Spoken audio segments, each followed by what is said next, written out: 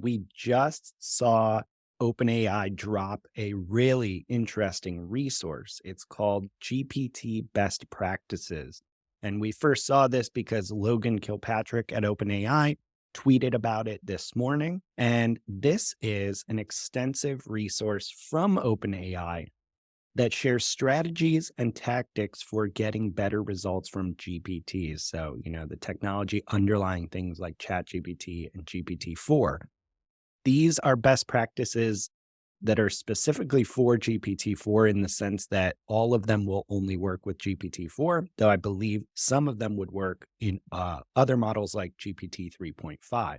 I've seen Now, similar recommendations on it with like even like Bard and Claude too. So I do mm, think that while what we're going to cover is specific to GPT-4 and from OpenAI, based on our, kind of look at this, it's a lot of tips that I think will be applied to any large language model you're working with, whatever your preferred model is, even if you're using an application like a Jasper or Writer. mm. These seem like really good tactical recommendations. And so there are basically six broad categories they cover, and I'm going to run through those real quick and we'll dive into the ones we find most fascinating. And under each one, this is why the guide is well worth a read. They not only include these larger strategies for getting better results, but for each one, they include tactics that you can also use to begin executing on their strategy. So the six strategies are as follows. First is write clear instructions. So they give a number of tactics to do this, things like providing examples, asking the model to adopt a persona, etc. Number two is provide reference text. So you're basically instructing the model to answer using some type of reference, an article, a citation, etc. Third is split complex tasks into simpler subtasks. Four is give GPTs time to think. Five is use external tools to augment your prompting. And six is to test changes systematically. So, Paul, there's a lot to run through here, but reading through this, I mean, how are you seeing marketers and business people getting value out of these instructions? Yeah, I just like that they're taking the step to just put this all out there because so far, for marketers, business professionals to use these tools, we've talked about the importance of prompting and your ability to give guidance to the machine of what it is you're looking for. But there's been very few like authoritative takes on exactly how to do this. There's lots of Twitter threads and lots of experimentation. But even for us, like I've just been trying to follow and kind of compile our own how to's and what a good prompt looks like. So I don't know, maybe just like I'll expand on a couple of or on the six you went through because I think it's helpful for the context they have. And again, we'll put the link in the show notes so you can go check this out for yourself. But on the right clear instructions, they say, if their outputs are too long, ask for brief replies. So that's one thing people always seem to forget is like, if you don't get value on the first one, you can ask more. You can give it more detail. And they're like, no, I'm looking for this. And so what they're saying here is like really be clear with that. If their outputs are too simple, ask it to do an expert level. So if you get something and it's too simple, say, can you write this at an expert level? Or vice versa, if they come back and it's too technical, say, can you simplify this for me? If you dislike the format, demonstrate a format you'd like to see. So again, it gives you paragraphs, say, no, can you do it like this and show it bullet points? So just like this whole idea, we've talked about almost like briefing an intern, like all the Yeah. depth of detail of exactly what you need. The reference text, we've talked about the importance of that before, but it says that they can confidently invent fake answers. Hallucinations, what we've heard the term, especially when asked about esoteric topics and for citations and URLs. In the same way that a sheet of notes can help a student do better, providing reference text GPTs can be helpful getting fewer fabrications. The splitting complex tasks into simpler tasks, I've seen a lot of this actually. I believe a few OpenAI people have shared this on Twitter in recent weeks. Mm. But this whole idea of like walk it through tasks, like walk through step by step, rather than one big thing, give it that, but then tell it to show its work or to do it in steps.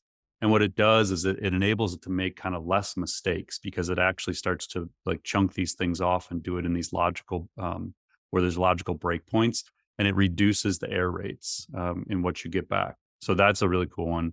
The giving it time to think is not like it's a little abstract. They have think in quotation marks, Mm. but it says if asked to multiply 17 by 28, you might not know it instantly, but can still work it out with time.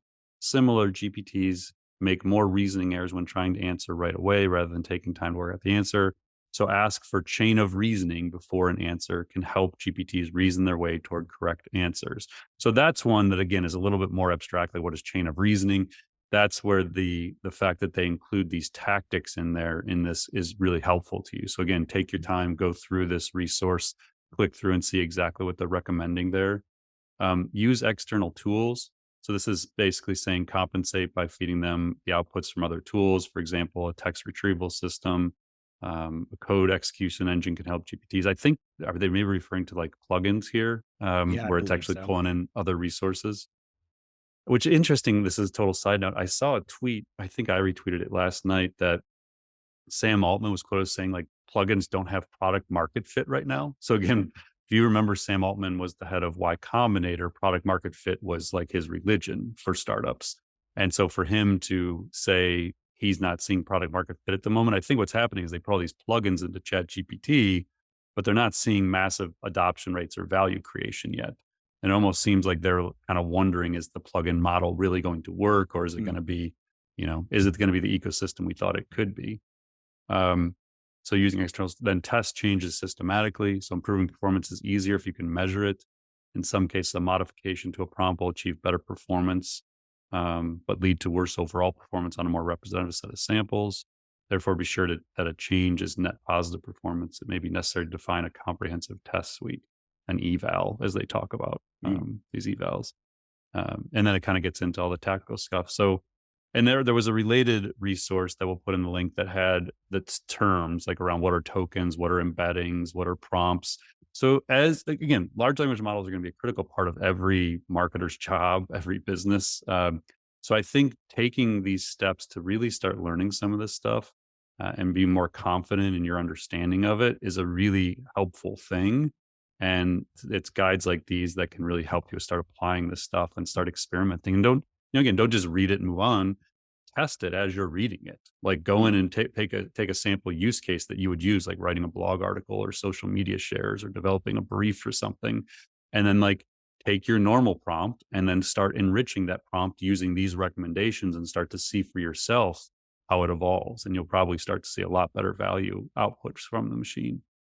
Yeah, I've noticed. I think what you said at the beginning is really worth reiterating. If you have historically been unable to get good results from these tools for basic marketing and business tasks, you really do need to give this a revisit and experiment because oftentimes I've found the best outputs often come from more of what you might call a conversation with ChatGPT or what have you versus just a single command working perfectly the first time. Yeah, one of the ones I think you've used this, Mike, but I've seen this recommended too is ask GPT, what do you need to know from me to Yeah. do this? Yeah. What questions should I be answering for you? So yes, like having a conversation and asking it what it needs. It really is worth the time if you're going to be using these tools as part of your daily workflow to become very proficient at prompting and the kind of the different technical ways to do it. And this is a good starting point. Hopefully, can get you further along than you are if you haven't been doing these things yet.